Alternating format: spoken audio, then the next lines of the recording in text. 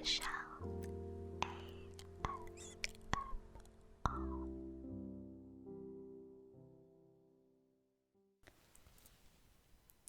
Hey sweetheart, are you okay? Yeah, you'd actually dozed off.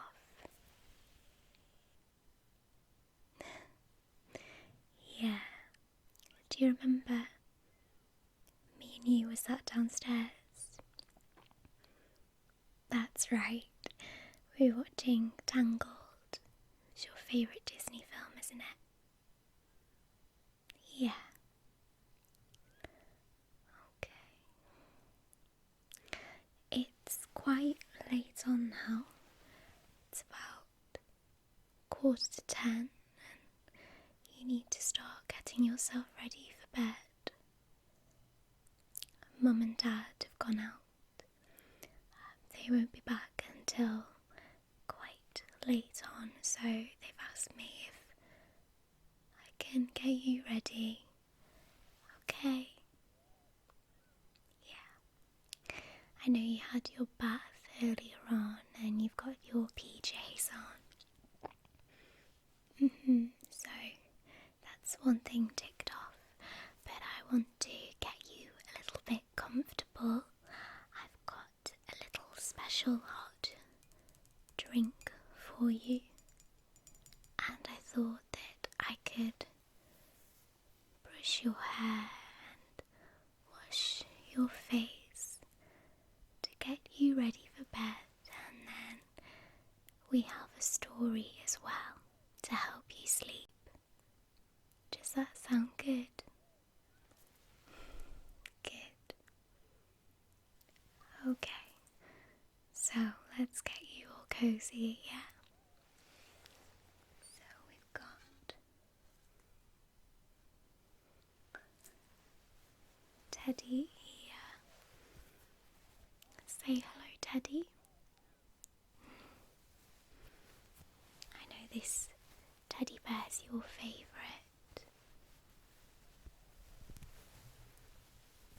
He's so soft. Do you remember taking him on holiday with us? Yeah, when we went to Disney. We had so much fun, didn't we? What was your favourite ride again? I remember. It was It's a Small World. You made me and Mum and Dad go on it, I think, 4 or 5 times. You must have liked it an awful lot. Teddy's got his little scarf on and his little hat because it's starting to get a little bit chilly. So Teddy's all wrapped up warm and we're going to wrap you up all warm now, okay? So there we go. Snuggle up with Teddy. There we go. And do you want another pillow? I thought you might do. You like to have your head quite propped up, don't you? I thought you could have one of my special pillows. My little heart pillow. You always say how much you like these ones, so I thought you could snuggle up with it tonight. Just fluff it up a little bit.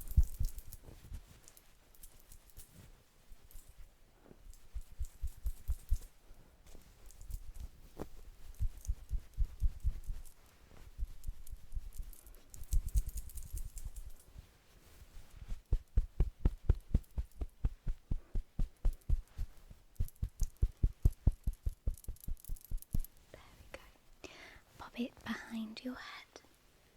Just lean forward for me.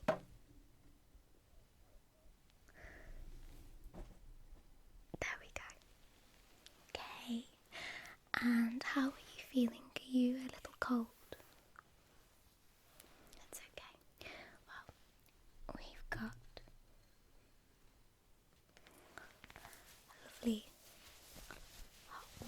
settle for you.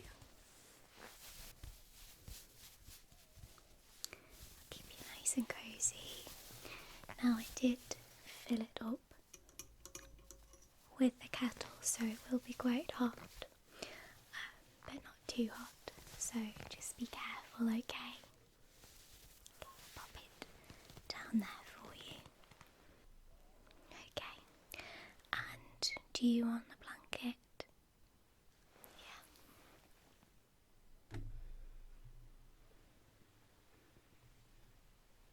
Here we go. Now you can either have this blanket over the top of you, or it's a special blanket. I bought this specially for you. You can wear it like a cloak. Let me show you.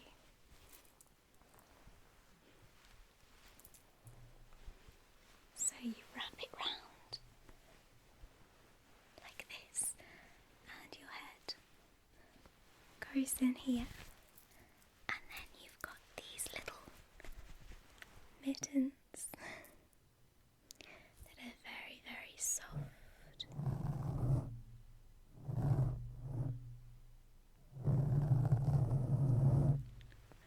How would you like to wear it? Like this? Okay. Oh, fix my hair. So put it round you here. Make sure it's all fluffed up and nice. Sometimes when you buy a new blanket, it's a little bit stiff.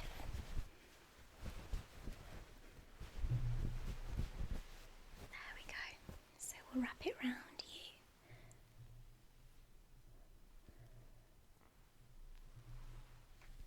There you are. And pop your hood on top. Okay, get it out of your eyes a little bit. There we go. Okay, great. Okay, so now you're all nice and cozy. I thought that I could brush your hair if that's okay. Yeah, but first, would you like a hot chocolate? Yeah, I know they're your favourite, aren't they? I like a cup of tea more. So I brought up your special piglet mug.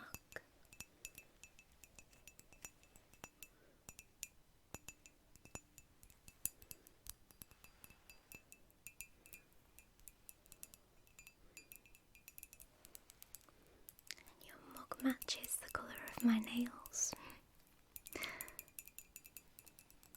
Get you all cozy for sleep.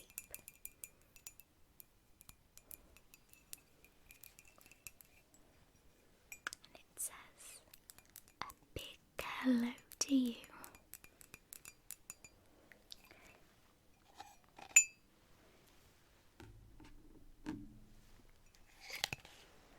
So I'll just open the packet.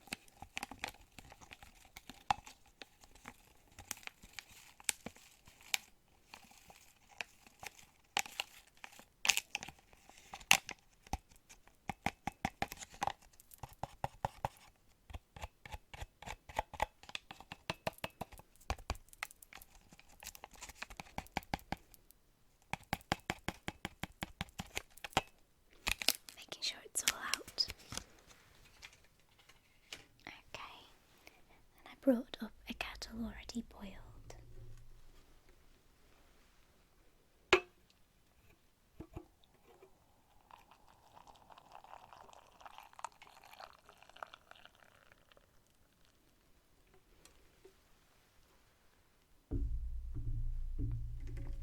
we go. And I'll give it a stir.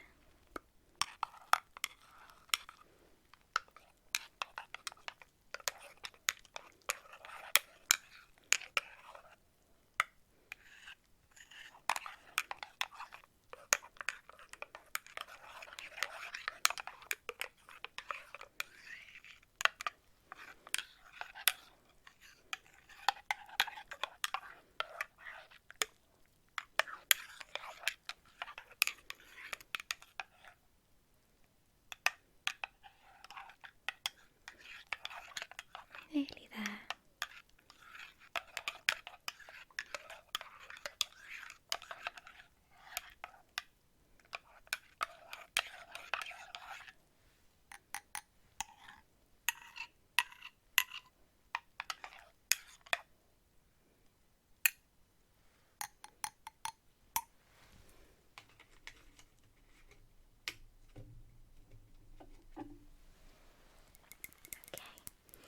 Already.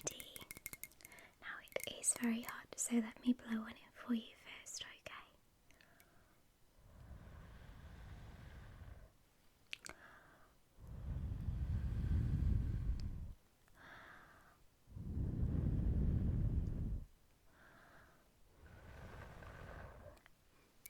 Okay. I'll pop it on the side and you can have a sip when you're ready.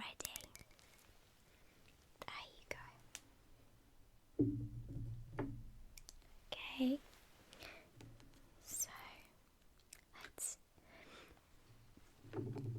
clean down your face now. Have you been out playing today? I can see you've got a little bit of dirt on your nose. Were you playing some sports? You were playing rounders at school. Okay. What did you do? Did you fall on your face? The field was very muddy. Oh no. The ball hit you on the nose. Oh dear, did you not realise you had a little bit of mud on your nose?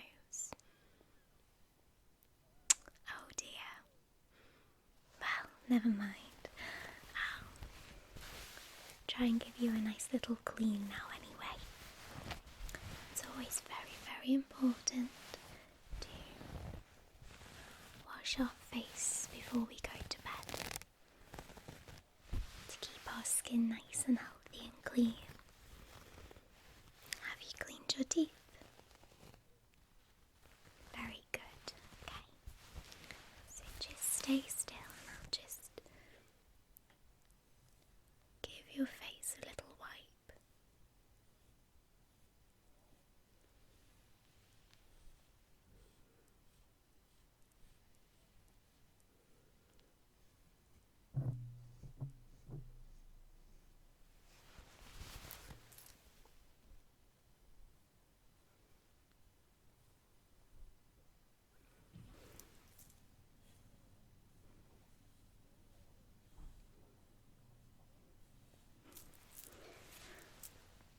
How does that feel? Yeah. Nice and relaxing. Getting you all ready for sleep.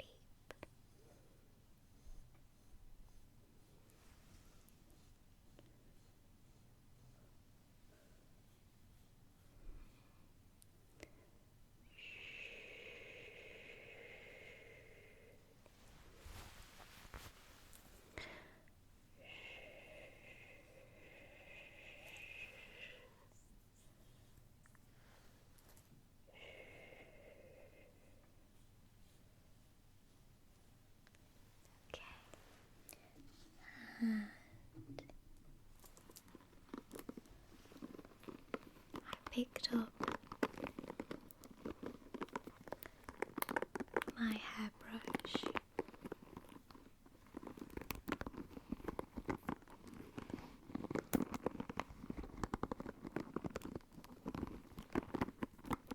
So that we can brush your hair and make sure that there isn't any knots before you go to bed.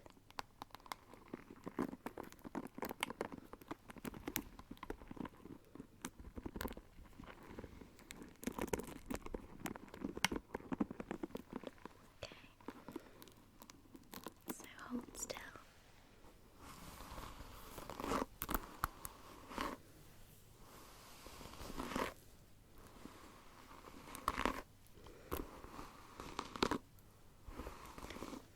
You've got lovely long hair.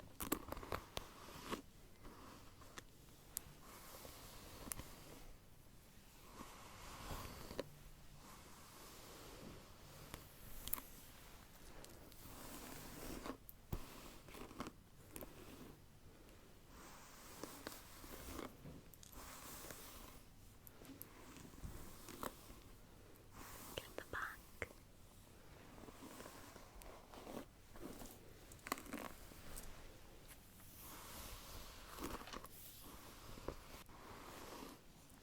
And the ends.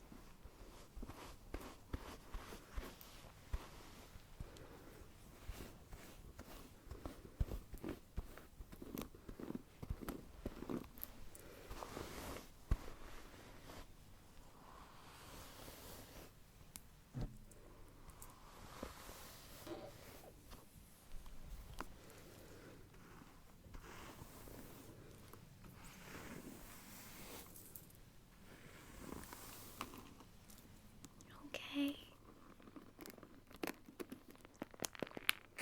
Alright. So now that you're feeling a little bit more cozy, you've got your hot chocolate on the side and your blanket here and your teddy and hot water bottle.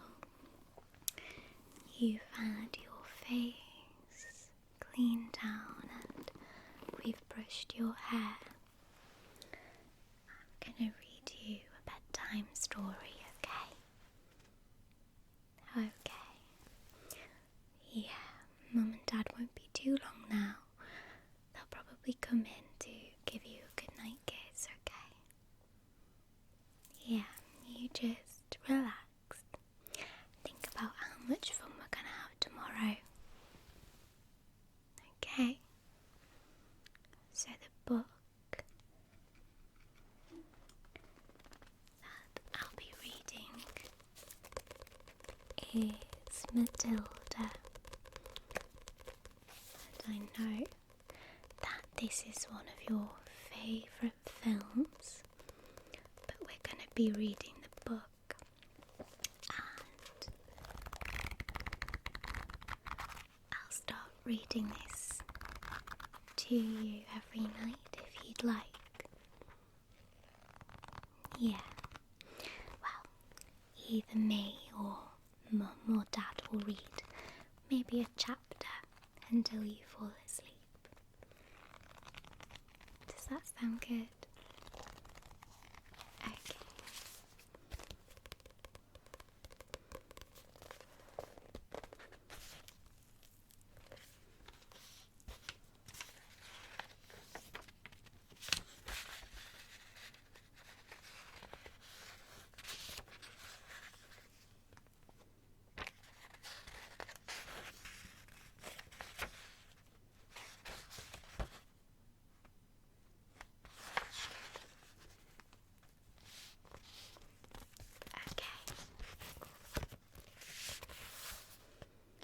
It's a funny thing about mothers and fathers. Even when their own child is the most disgusting little blister you could ever imagine, they still think that he or she is wonderful. Some parents go further become so blinded by adoration, they manage to convince themselves their child has qualities of a genius. Well, there is nothing very wrong with all this. It's the way of the world. It's only when the parents begin telling us about the brilliance of their own revolting offspring that we start shouting, "Bring us a basin, we're going to be sick."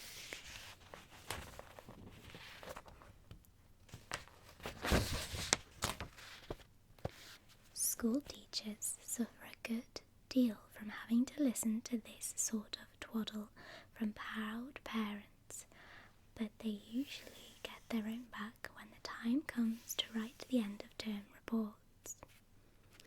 If I were a teacher, I would cook up some real scorchers for the children of doting parents.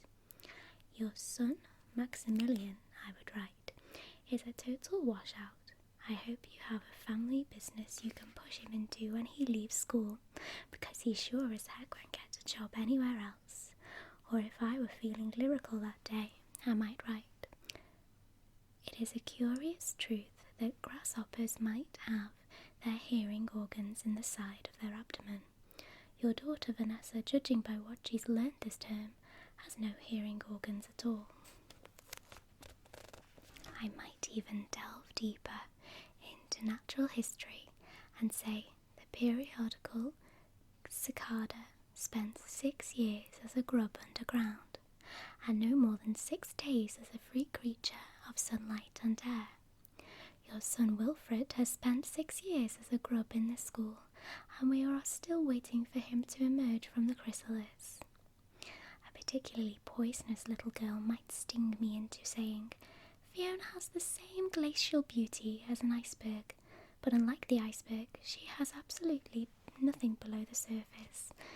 I think it might enjoy writing end-of-term reports for the stinkers in my class. But enough of that, we have to get on.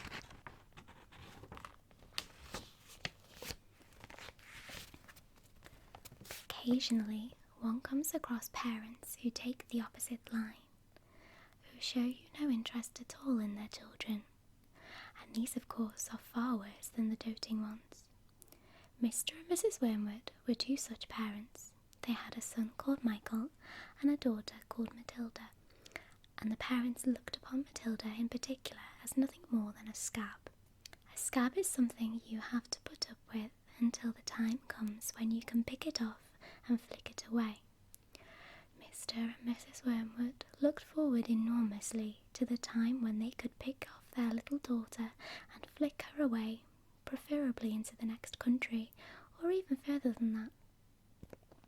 It is bad enough when parents treat ordinary children as though they were scabs and bunions, but it becomes somehow a lot worse when the child in question is extraordinary, and by that I mean sensitive and brilliant. Matilda was both of these things, but above all she was brilliant. Her mind was so nimble, and she was so quick to learn that her ability should have been obvious even to the most half-witted of parents. But Mr. and Mrs. Wormwood were both so gormless and so wrapped up in their own silly little lives that they failed to notice anything unusual about their daughter. To tell the truth, I doubt they would have noticed if she had crawled into the house with a broken leg. Matilda's brother Michael was a perfectly normal boy, but the sister, as I said, was something to make your eyes pop.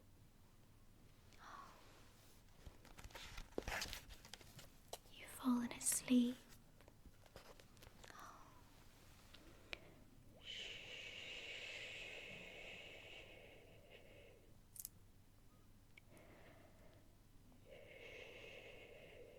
Good night, sweetheart.